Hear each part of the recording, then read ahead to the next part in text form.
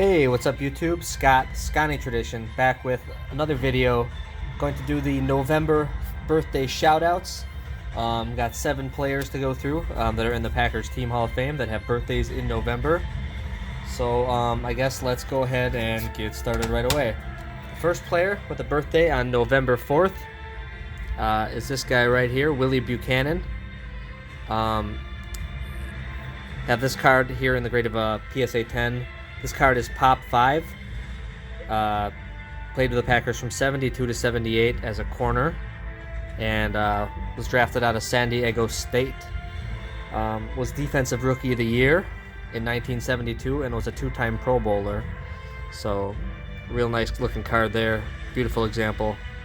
Again, Pop 5 on this card here. So we'll put Willie right there. Then next in line, this gentleman right here, Larry McCarran, had a birthday on November 9th. This card's Pop 4. November 9th is tomorrow, by the way. This card only Pop 4, so pretty tough grade. Took me a long while to finally find a PSA 10 for Larry McCarran. He played center for the Packers from 73 to 84 out of the University of Illinois. Was a 2-time Pro Bowler, and then after football he kind of got into the broadcasting booth and was a Packers color commentator with Jim Irwin and Max McGee in 1995, and then in 99 it was just Larry McCarran and Wayne Larrivee. So they've been doing that for 20 years on the radio, the Packers radio network. And if you ever saw a picture of Larry McCarran, you would see he has his pinky finger. It's at a direct 90-degree angle, so it kind of, this part right here at the joint basically comes out and takes a direct turn left. And so it's at a 90-degree angle, and I don't know why he keeps it like that, but I think it's from getting broken so many times as a center. So just a beautiful example here. Really happy with this card in the collection. So we'll put Willy Buchanan over there, put Larry right here. And then next in line, we've got, let's see here, we got Jerry Ellis from November 12th from the 1981 Topps. Now, these cards are relatively easy to find. I think you can find a 10 for about $20 or $30, which is not too bad for an early 80s card. Ellis played running back for the Packers from 80 to 86 out of University of Missouri. So those classic 81 Topps cards. Of course, same year as Joe Montana's rookie card. Beautiful card there. We'll put Jerry Ellis over here. Alright. Then next in line here, going slightly out of order, is Al Carmichael, the 1954 Bowman rookie card right here. You can see the old school Packers uniforms. Just get a good look at that card there. Beautiful. The 54 Bowman set, just a really cool set. Take a look at the back. Really neat looking cards. This one's graded a mint 9, only Pop 8, and none graded higher, so there was never a 10 graded for 54 Bowman. So this is one of the 8 9s that are out there. And just a beautiful card. Al Carmichael was a halfback and kick returner.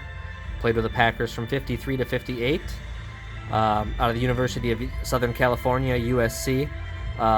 He actually just died this year, September of 2019. So rest in peace, Al Carmichael. And this guy's got some funny stories with his life. He actually scored the winning touchdown versus Wisconsin. So I have mixed feelings about that. In the 1953 Rose Bowl for USC. So he caught the game-winning touchdown for USC. And another note of fame for Carmichael is that he scored the very first touchdown in AFL history.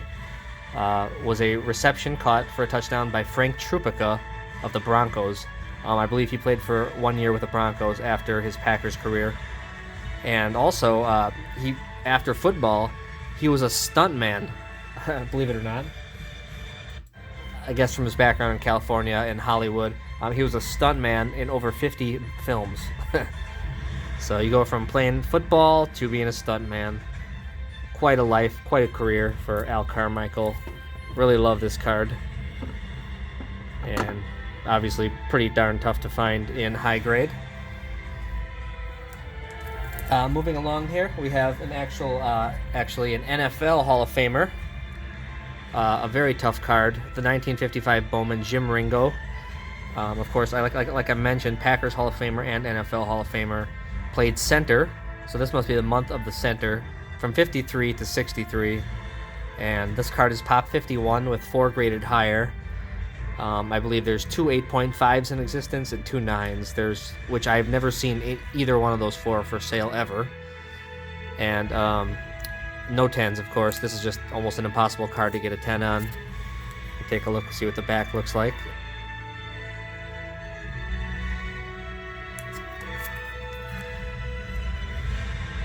These are very hard to find centered. So really happy with this one. Of course, after he played for the Packers from 63, he played for the Eagles from 64 to 67. Ringo passed away in 2007. Was a 9-time All-Pro, 60s All-Decade team member, and 2-time NFL champion. One of the more interesting stories about Jim Ringo is he was actually traded by Vince Lombardi to the Eagles in 1963 after it was said that he had brought an agent to help ask for a raise from Lombardi, and reportedly Lombardi was so mad that he left the room for a few minutes, came back in, and said he was traded to the Eagles. That story has since been recanted a little bit, and it was thought that maybe he had been in talks to trade Ringo for a while, and the Ringo trade that sent Ringo to the Eagles actually ended up bringing Leroy Caffey back to the Packers, who was a linebacker, and also, I believe, a draft pick, which the Packers ended up using on Donnie Anderson, the running back.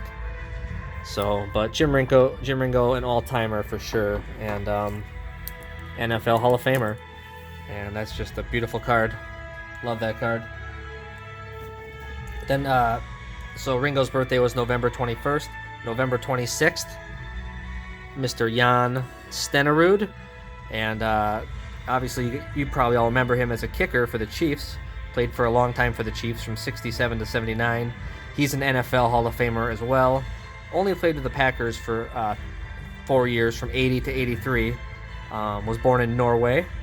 This card's Pop 14, and there's none graded higher, so for whatever reason, these cards had a lot of centering issues. Even this one's a little bit off center, but that seems to keep a lot of them from actually getting a 10, and obviously there hasn't one been given out yet. So happy to have a 9, and Stenerud, a 6-time All-Pro, and part of the 75th anniversary NFL team. So just a great all-time kicker. Happy to have that card in the collection. And then one more player to talk about, and he's probably the most interesting player of the group. Also an NFL Hall of Famer. If you watched my video a few videos back on my 1936 Wheaties Premium pickup, he was actually in the photo, and it's this guy, Johnny Blood McNally. And this is from the 74 Fleer Hall of Fame set.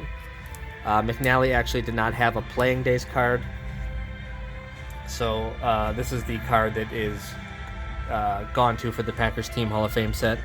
He was born in 1903 in New Richmond, Wisconsin, and died in 1985 in California. He was actually a part of the U.S. Army Air Corps as he volunteered for the war after Pearl Harbor, and he was part of the U.S. Army Air Corps, where he actually was a cryptographer for the Air Force in World War II. So this guy is just super interesting. Again, birthday November 27th, was a 4-time NFL champ and part of the 30s All-Decade team, and an NFL Hall of Famer. And just going through some of his accolades is very interesting. Some of the teams he's played for, starting in the 1937-39 season. Actually, that's as a coach. Let's go back as a player. From the 1925-26 season, the Milwaukee Badgers. Then he played for the Duluth Eskimos, the Pottsville Maroons, the Green Bay Packers, the Pittsburgh Pirates, the Green Bay Packers again, the Pittsburgh Pirates again, and the Buffalo Tigers. So you gotta love some of those names. You can see some of the names on the front there, like the Duluth Eskimos, and it just says others. He was kind of his nickname was the Vagabond halfback, so he was just all over the place. And then even like his legendary antics are talked about. He earned a reputation for extracurricular exploits, both on and off the field, that contributed to the legend of the man. It's generally accepted that some of his exploits were tall tales. And there's just a whole bunch of crazy stories from him, like jumping across the narrow ledge 6 stories from the ground to gain access to a Los Angeles hotel room, fleeing a towel fight with Packers and Lavi Dilweg by climbing on top of a fast-moving train and crawling across car tops. It's amazing. Playing almost an entire game with a collapsed kidney, having to be rescued by teammates while attempting chin-ups on the stern's flagpole of the ocean liner SS Mariposa while traveling across the Pacific Ocean for a barnstorming game in Hawaii, riding the blinds between trains on the way to training camp to have to avoid paying the fare, which earned him the nickname the Vagabond Halfback. Once ran 50 yards for a touchdown on a lateral from quarterback Red Dunn. When Dunn called the same play in the game, McNally simply smiled and lateraled the ball back to him. Climbing down the face of a hotel in downtown Chicago to avoid curfew and recite poetry to the swooning women below. McNally was famous for perching on hotel ledges and the tops of bar tables as he sang the song Galway Bay. So as you can, he has to be one of the most, he's like the most interesting man in the world, basically. And if you ever saw the movie Leathernecks, or I think it's Leatherheads, actually, sorry. It's with George Clooney about the early origins of football, and I think that movie, the characters in that movie are loosely based on Johnny Blood McNally. So, pretty neat. Johnny Blood McNally. And that's it for November, everybody. Thanks for watching. Hope you guys have a great weekend. I am actually heading to the Wisconsin-Iowa football game tomorrow at 3 o'clock. Hopefully Wisconsin can come back and get a victory, and so they can stay alive in the Big Ten West. So I'll be looking forward to that.